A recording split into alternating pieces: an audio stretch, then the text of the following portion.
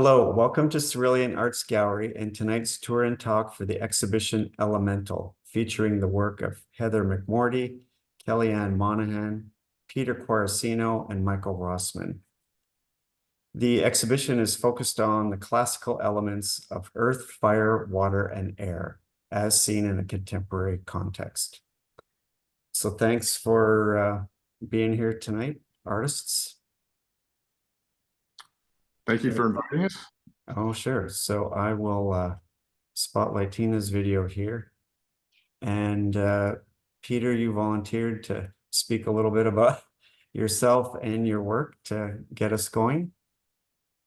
Okay. A little background. I attended Philadelphia College of Art, left, returned years later to the University of the Arts. I didn't graduate.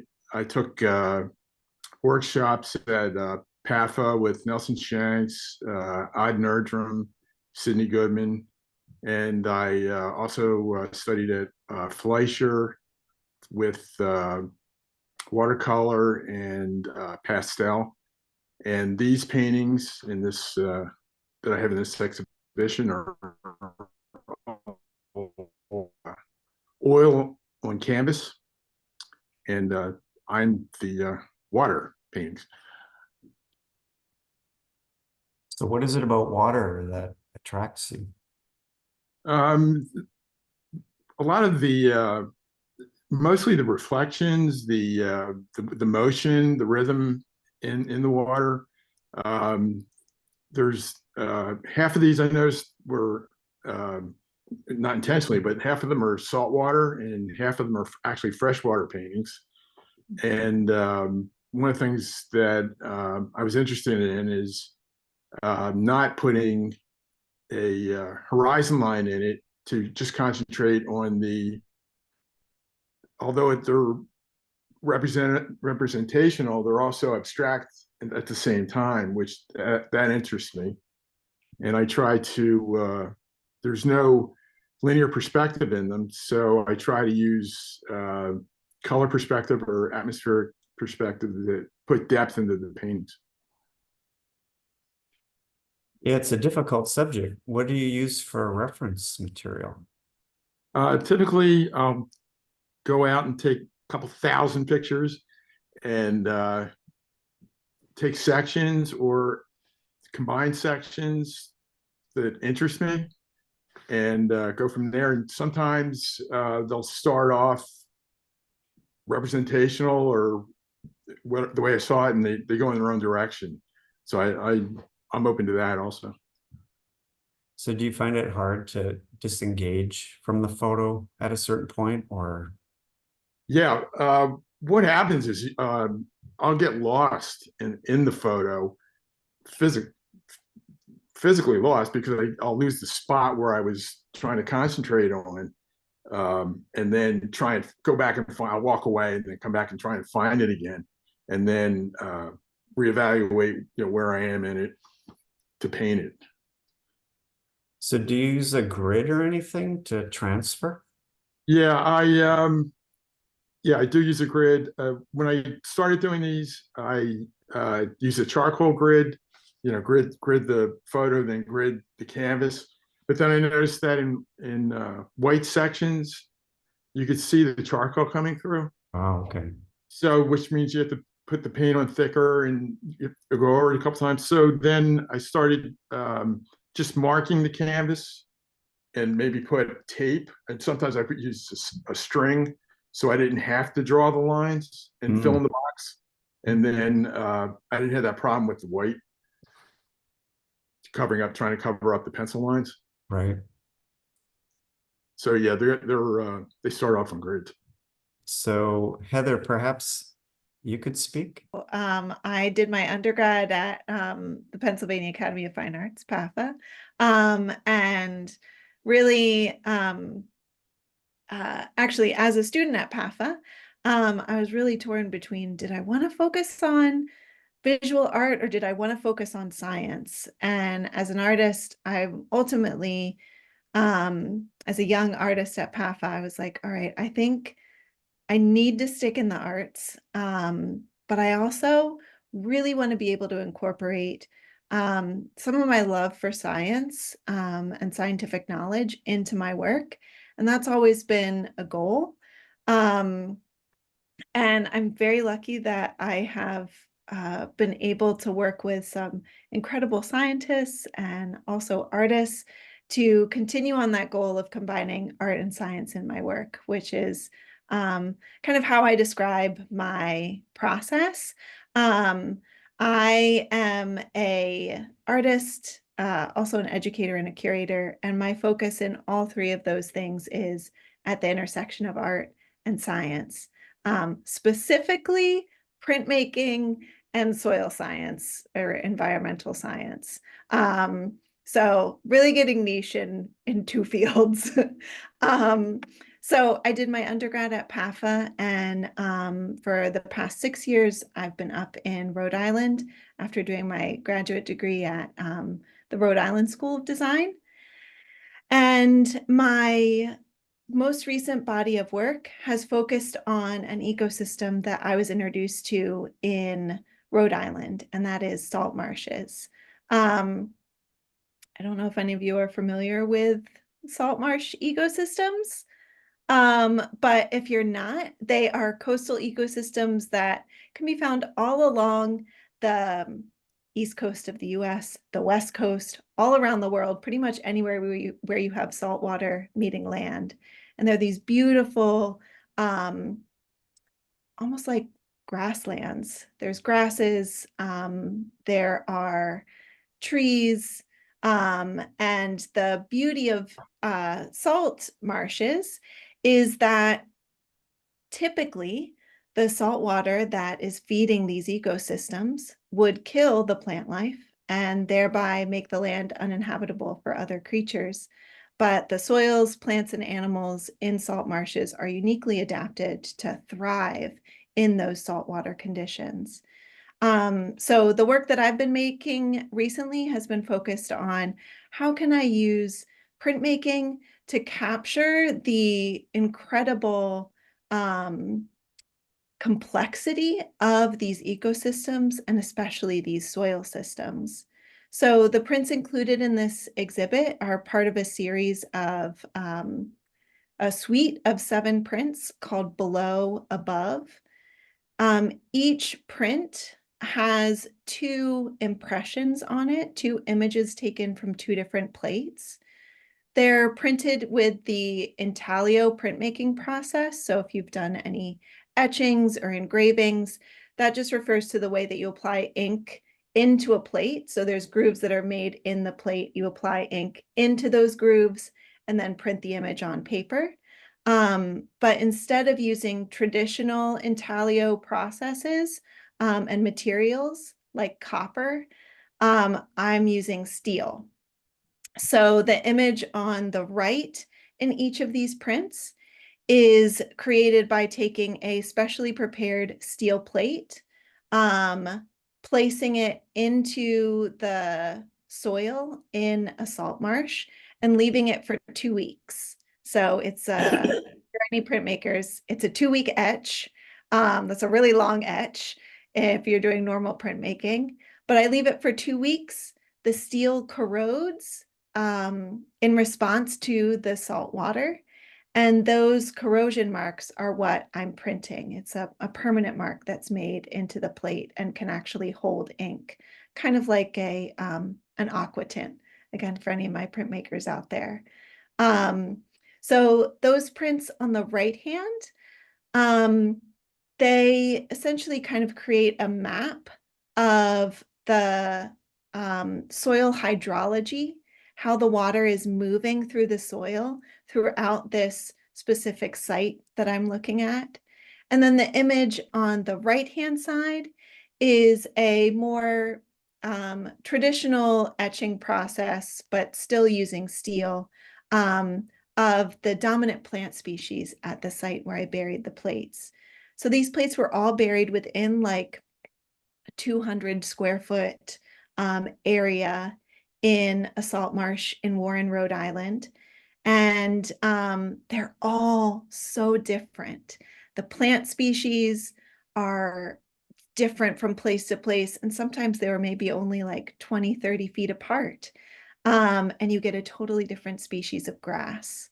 So my goal with these prints was to really kind of reflect both the complexity of the ecosystem, and also the resilience of the ecosystem, the fact that it is thriving in conditions that most other plant life and wildlife would not thrive in.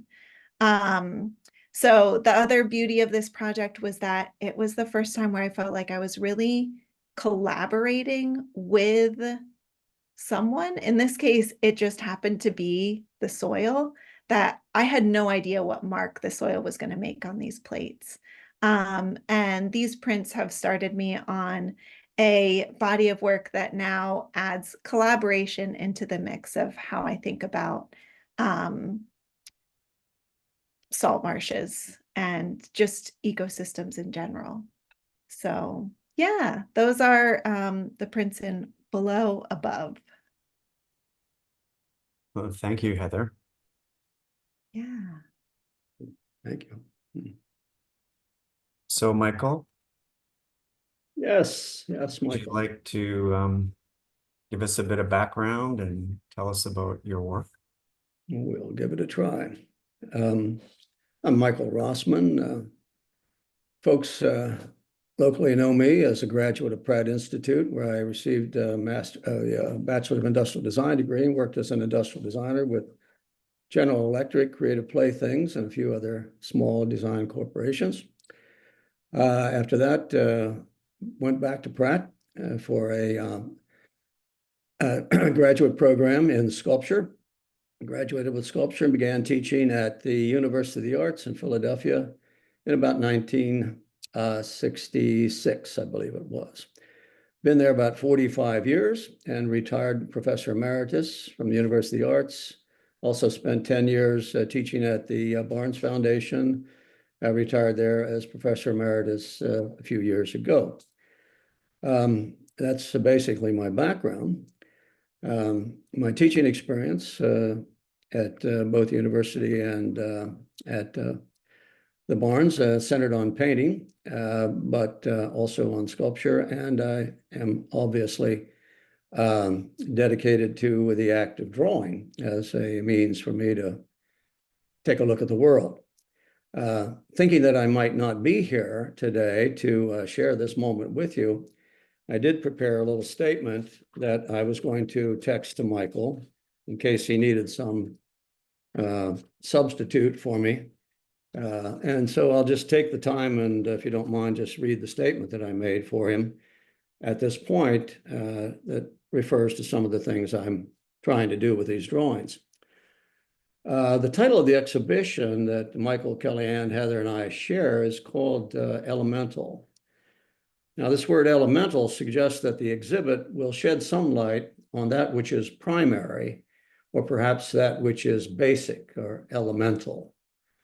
However, the invitation to the exhibit that we have here, that we all have, otherwise orients us in its language when it announces that elemental is an exhibit focused on, quote, the classic elements of earth, fire, water, and air. And with that in mind, some weeks ago, Michael and Tina visited my studio and selected 4 or 5 drawings from my collection for the exhibition.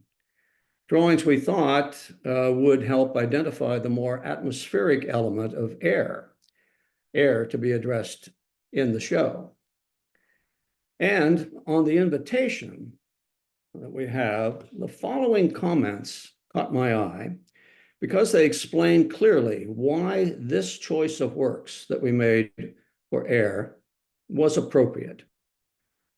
And this is the language on the invitation. It reads, Michael Rossman's graphite drawings of storms reflect his observation and awe in the face of atmospheric conditions that are both destructive and restorative. the subject gives way to a layered density of marks, revealing the formal complexity and kinetic energy released when opposing forces collide. I'd like to read that again.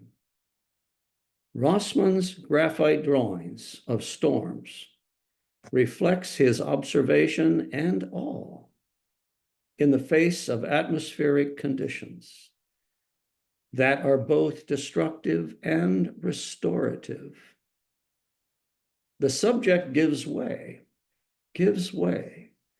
to a layered density of marks, revealing the formal complexity and kinetic energy released when opposing forces collide. I did not, but I wish I had, composed those two sentences. For me, they are right on target. Layered density of marks, formal complexity, kinetic energy, opposing forces collide. These comments reveal the author's perception that there is a compelling animation in these drawings. The observer of the works who made these comments has been drawn into the maze of the calligraphy and spent some time reflecting on the information that only a more prolonged close-up study of the works can reveal.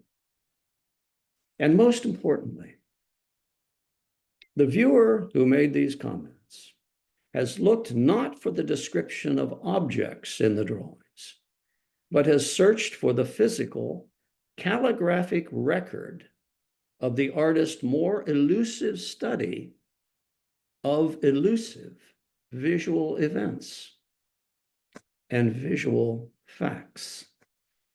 Visual events, visual facts are not tangible things. They are elusive and intangible. Now take a moment with me, if you don't mind, to review what I think are the best definitions for the case of intangible and tangible. By contrast, the definition of tangible is a thing that is perceptible by touch, by touch, by touch. The definition of intangible is that which is unable to be physically grasped, that cannot be grasped. The challenge I face when making a drawing is how, with a piece of paper and the most modest of tools, can I teach myself a new calligraphy? A calligraphy that authentically records my experience of being immersed within, seeing and feeling the layered densities of these visual events, things of the mind and the eye that I cannot physically grasp, but nonetheless can still experience their presence. If I am to gain any appreciation for and capture an understanding of these existences, I must find the calligraphy that exposes their behavior. The study of these intangible facts, the formal complexities, the kinetic energies, and the opposing colliding forces are, for me, primary events. This is primary, basic work. These things are elemental. Elemental. Now, thank you for your time listening to this, and thanks you, Tina and Michael, and Heather, Kellyann, and Peter for sharing this exhibition space with me and participating in these few moments together. It's my great pleasure to meet you, even in this remote way. Thank you. Well, thanks very much, Michael. Well, I've been painting from the landscape for quite a long time. I went to art school at Moore College of Art, And when I first, I don't know how far back you want me to go, but my interest in landscape actually started with cityscapes when I was studying art in Philadelphia, and then also when I came to New York City. And I paint landscapes of all forms. I'm also really interested in plein air painting and painting directly from beautiful locations. But I would say since about 2016, I became interested in this idea of painting about climate change and natural disasters. And most recently, or the more recent work, I've been really focused on fires, both forest fires and also controlled burns, and also this idea of how fire is both beautiful, disastrous, scary. And I'm very interested in that contrast between things that scare us, overwhelm us in nature, but yet at the same time have a compelling, beautiful, magnetic pull. And for me, the paintings about the forest fires and also the controlled burns is also, I think, a cathartic release in terms of dealing with our anxieties of today. As a painter, for me, there is a real need to depict this imagery, but at the same time, a cathartic release in the joy of actually painting them. And I heard you say earlier, right before, as I joined on, about this idea of animation, like definitely a sense of movement is something that I'm very drawn to in nature. I'm really interested in how wind moves, how fire moves, how water moves. And it's definitely a really important priority for me in my work, is capturing a sense of movement. Question for all of you. So I don't believe you knew each other before the show. And so I'm curious to know like how you feel about the show itself and seeing your work juxtaposed with the others. I can go first in answering this, because I was actually, as you were reading Kellyanne's statement, thinking about, for me, as someone who's so, I'm really so focused on my element, earth, very focused on soil. And what I loved about this exhibit and being paired with everyone's work is it allows me to see, like it feels like I'm lifting my eyes up and looking to just like turning to a different part of the landscape, looking over to the water or up to the sky. And as I'm thinking about my own subject of soils, just a fun fact about soils. In soil science, we look at 6 factors that impact soil development, what soil forms where and why. The first factor is the parent material, that's the bedrock, the earth. But then there's also the factor of climate, the air, the factor of topography and how the water moves through the soil, the water, the factor of human and animal and other biotic activity, and the factor of time, which I feel like are both summed up in Kellyanne's work, and really time is a part of all of our work. So for me, it's just a beautiful moment to just be reminded of how many different ways we can interact with just one single landscape. So, yeah. Thank you, Heather. Well, I think it's really exciting to be with a group of artists who all make art very differently. I had a really wonderful opportunity to speak with Heather in depth about her process, and particularly at the opening reception. And one of the things I enjoyed speaking to her about was how she's literally not only making art about the earth or the elements of the earth, but also she's literally using the earth as a part of her process, which I find really admirable. And it's very inspiring to be able to talk and work with and be showing with different artists who again use the landscape or earth, right? The imagery of earth in different ways.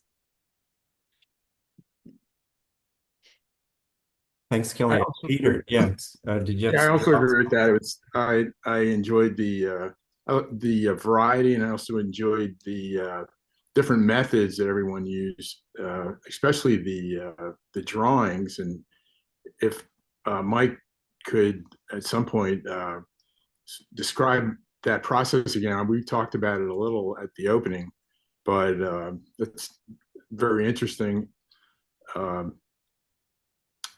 it's possible. I don't want to take up the microphone too much myself. There's a lot to talk about here.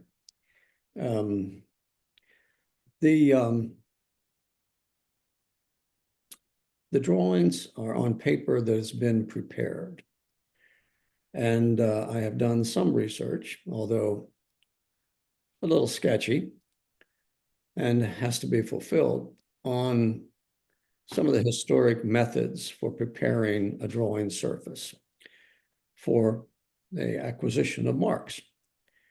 And one of the techniques that I've come upon, need to learn more about, is the idea of working in metal point as a starting point for a drawing. A metal point, as you know, can be silver point or brass or gold or any kind of metal you care to use. But when trying to draw on the paper without proper preparation, no marks are visible. Now, one of the old preparations was to prepare the surface with a liquid composed of a thin or light wax. And in the wax, one had to add in correct proportions an abrasive agent of some kind. And often that would be raw pigments, granular pigments. The other agent that was used in the past, and I'm using now, is the very fine powder-like marble dust, which can be acquired at any art store. Once that's thinned down to the appropriate level, and some, if I care to, pigment agents can be added. That's spread on a piece of paper by brush, and then perhaps in some cases rubbed into the fibers of the paper. And once the surface is dried, the surface prepared this way, one can then draw on that surface with metal point drawings quite effectively. And we find this in the old master drawings in every era as preparatory marks. So the metal point drawings become more preparatory than finished marks in the drawing, and they give the artist guidance as to how the calligraphy might work out to display or contain in the drawing some of the information that he sees. Now, those metal point drawings at a certain layer in the drawing are then overlaid with a number of things. One of the most prominent is ink drawings. We see Michelangelo's drawings of ink over top of metal point, Leonardo, and so forth. I tend to hold back on that a little bit and work with graphite and various hardnesses of graphite. So I want to come more slowly to a resolution of whatever the surface is going to be. The other side of the coin, which is also fascinating, is that if there is a thin coating of wax on the paper, you can also begin to use a tool which will allow you to remove some of the wax in which the graphite grains are embedded. And this allows you to conduct a little activity the ancients know as sgraffito, as scratching. So with a proper sgraffito tool, etching needle of some kind or anything that's quite sharp, one can go back into the layers, the many layers perhaps of wax and marble dust that might be there, and expose layer after layer after layer, and then repair or come back with, again, more graphite as necessary. So it's a building up process using, again, a prepared surface that gives you a greater variety of layers upon which you can work, layers upon which you can expose, and layers upon which you can add more layers, so that the drawing becomes much more transparent, and one can draw those things which are behind those things and things which are behind those things. And the drawing has multiple layers within its structure. And in this process, the tonal gradations of the drawing can also be refined. And the formal properties brought to light, so one understands a little bit more about the animation of these elusive forces that surround us and seem to have a voice that's a silent but very powerful voice in our lives. Those techniques, among the techniques that I use. And sometimes I'll beat up a piece of paper pretty badly, and it never sees the light of day, but I still keep it in cautious reserve in case the idea of the drawing can come to life again. But I hope that answers some of that question for you. Thank you for the question. Are there any other questions, comments from anybody? I'd like to add that again, I think it's a really beautifully curated show and really thoughtfully put together by you, Mike, and Tina. And I wanted to add just a few other comments about some of the other artists' work. What I really enjoy about Peter's work, and there's things I can relate to in everyone's work. But something I really love about Peter's work is his examination of water and nature up close, and really looking at the abstract qualities of the water. Yet what I find interesting in contrast to me is how he has a very soft and very supple brush mark, and it's really all about examining how water moves and how water flows. And again, something that I'm really enjoying about the work of Michael is, I think something that I can relate to in his work is how the abstraction, again, of the mark and the movement of the mark is so important. I find it very interesting that we both come to mark and movement based on nature from very different approaches, but again, there's an interesting overlap there. And again, something that I find connecting all of our work in this exhibition is how each of us, I think, are depicting both how nature gives, how nature creates, again, the beauty of nature, but at the same time, the destructive and powerful forces of nature. I think there's a really beautiful, interesting connection throughout in all of the work in that way, but done in very different processes. Thanks, I wonder Kellyann. if, Go ahead, Michael. I'm sorry, just Michael, if I could, just a question. Yeah. I wonder if there's I find myself in an interesting and difficult situation sometimes. I'm very unhappy about having to work strictly in a rectilinear format. This has troubled me for some time. The rectilinear format is also giving off vibrations. It has a sign.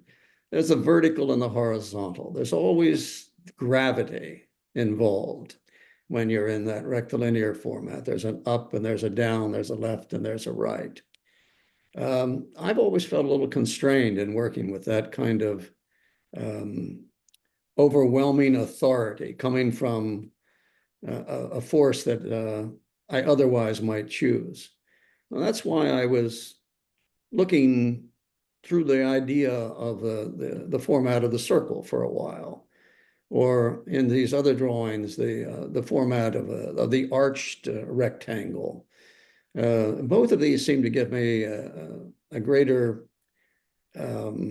opportunity to seek that which I thought was not so gravitationally restrictive. I wondered if any of our colleagues have felt that same restriction. Now, I'm not suggesting that we throw paint on the walls and the floor, but the format has a role to play, I think, in our minds as we look through its potential to receive information from us about our subject.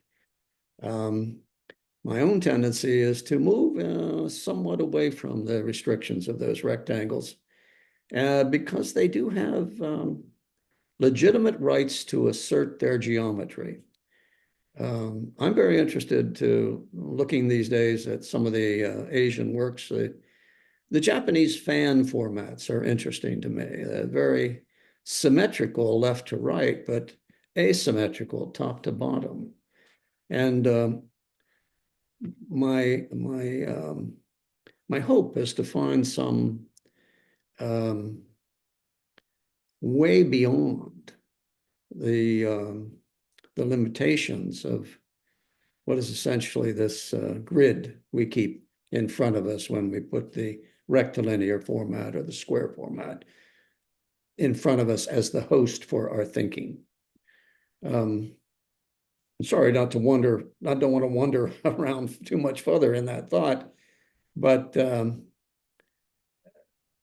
hoping to find some way out of a small dilemma that has troubled me for a while, and I'm going to keep pushing in that direction until I find something new. But thanks for listening. Anybody else experience that situation? Go ahead, Heather.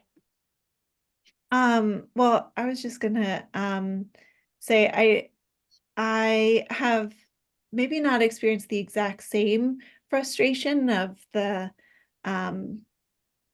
rectangular format versus another two-dimensional format. But for me, I do feel that there's a tension between the two-dimensional works that I create and my inability to fully convey with that two-dimensional work, whether it's a square shape or like completely abnormally shaped, the process, which to me contains so much of the important information that I gain through making the work. For me, one of the things that I've been doing is experimenting with creating non-two-dimensional and more interactive works to go with some of the two-dimensional prints that I create. So for example, this series, I created the series of prints, but then realized that the process was something that I was really excited about sharing with other people. So I created a small artist book using the simple accordion fold, but designed it so it could have pockets in it. And I made small reproductions of the plates that I used and buried. And those can be embedded in the pockets. The book itself is printed with a screen printed with just like a grass texture. And it has a map that you can pull out and learn about all the different plant species. And for me, that was, I think that was what I needed to address my frustration with that square two-dimensional form and the fact that it can only contain so much. And I'm really excited that you brought up this question because I'd love to hear what you all are thinking as well. Kellyann, I think you were going to add something too. Yeah, I guess Something I think a lot about is scale and size. Like I know, I mean, I think a lot of folks when they're in graduate school and painting really feel like they need to make these gigantic, 5 foot or 6 foot paintings. And then you start piling them up and you're like, where did these go? But I do sometimes, I'm a very physical painter, and I do sometimes feel the need to like branch out beyond like the smaller rectangle. But my goal is to, no matter what size square rectangle I'm working with, like I want the physicality, the energy of the painting to be equal. So whether it's a 9 by 12 or 11 by 14 or 20 by 30, I want to get this feeling of like a world that's moving around and inside of the rectangle. And one way that I've been also dealing with the constraints of the rectangle, something I've just been playing around with or experimenting with. And again, and in my interest in movement and this getting images to move, is literally been trying to play around with animation. I've been playing around with an app, and I've taken a class or two. I don't feel like the work is quite there yet, but that's been a way for me to kind of deal with this idea of the constraints of the rectangle and trying to move around it in some sense.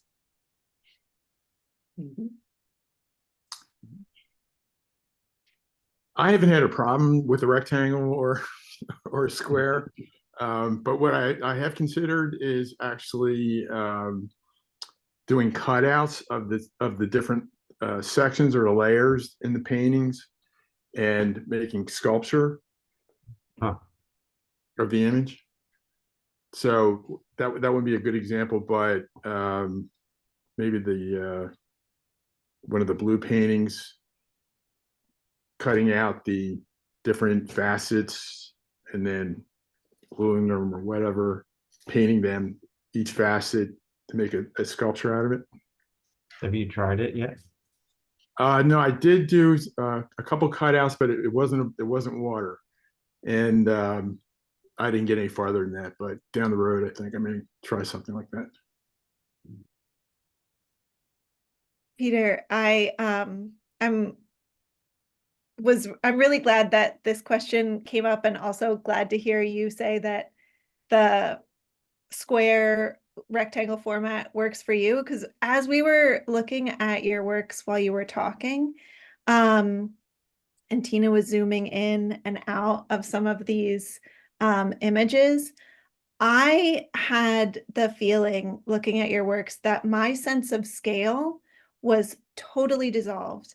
I couldn't tell if I was looking at a stream running by me and I'm just like a person's distance away, if I was looking at water under a microscope, if I was like in a helicopter above the ocean. And I feel like the abstraction of your water and the way that you're painting really allows you to, like, it doesn't matter if it's a square because it doesn't have any impact on the scale, which is really fascinating. I guess I'm curious, how much do you think about scale when you're looking at your references and when you're creating your paintings? Well, typically, I'm looking at making them bigger. Lately, I've done a series of 30 by 40 inch, but I'm also limited by the size of my car as far as getting canvases in and out. But I've made diptychs and triptychs, but I think they read better large.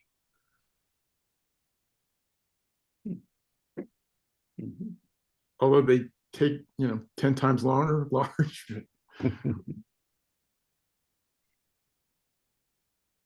Any last comments, questions?